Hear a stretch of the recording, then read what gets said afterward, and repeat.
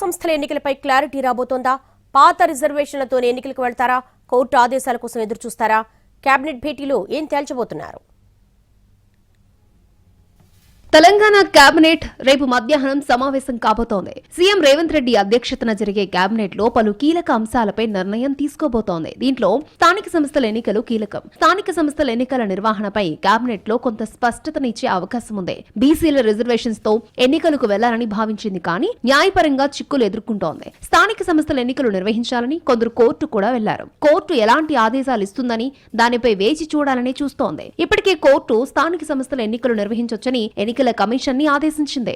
Cabinet లో మంత్రులందరి అభిప్రాయాలు తీసుకున్న తర్వాత స్థానిక సంస్థల ఎన్నికలపై ప్రభుత్వం నిర్ణయం తీసుకునే ఛాన్స్ ఉంది. ఇదే విషయాన్ని ఇటీవల సీఎం రేవంత్ రెడ్డి స్పష్టం చేశారు. దీంతో పాటు ఇటీవల తెలంగాణ రాష్ట్ర గేయ రచయిత అందశ్రీ మృతి చెందారు. ఆయన పేరుతో స్మృతివనంతో పాటు ఆయన కుటుంబంలో ఒకరికి ఉద్యోగం ఇవ్వాలని ప్రభుత్వం నిర్ణయించింది. అందుకు సంబంధించి కేబినెట్ లో నిర్ణయించబోతున్నారు. పలు శాఖలకు సంబంధించి అభివృద్ధి పనులకు కూడా కేబినెట్ ముందుంచనుంది. స్థానిక సంస్థల ఎన్నికలపైనే కేబినెట్ ఎలాంటి నిర్ణయం తీసుకోబోతోందనేది కీలకం.